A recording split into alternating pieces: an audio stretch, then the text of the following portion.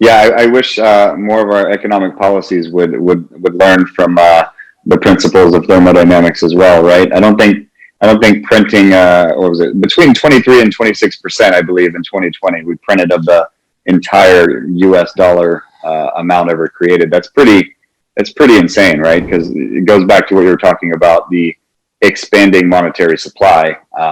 Your salaries are staying roughly the same.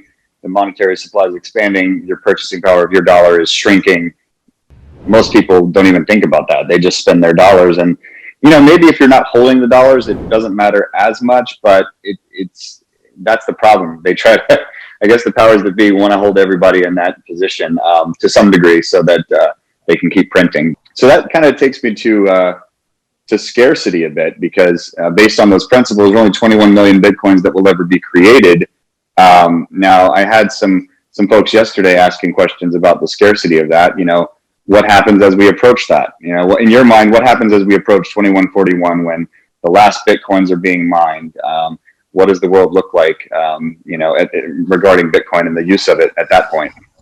Well, I think scarcity just means integrity. It means mathematical purity, or it means conservation of energy.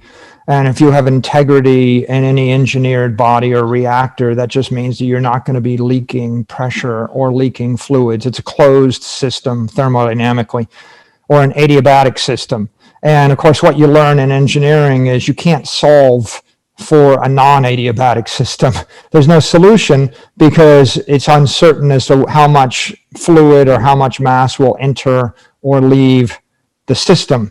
That makes it impossible. So scarcity really, to my mind, just means we've decided to create a conservative adiabatic system such that we can solve an economic problem. Once we've done that, what do I think will happen? I think that the system, the Bitcoin monetary network will gracefully evolve into a monetary network that's funded by transaction fees.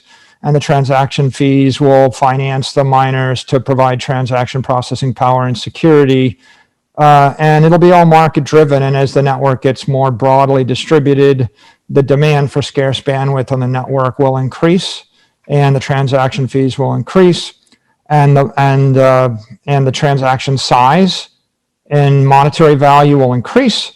We'll end up moving large blocks of money, $1 million, 10 million, 100 million, whatever the fiat currency is. It'll be large blocks with high transaction fees, and then all the small blocks will move off chain in essence, Bitcoin banks like PayPal or Square or Binance or Coinbase, which are in essence Bitcoin banks that are moving hundreds of millions of small transactions off chain, or maybe in Lightning, if you will.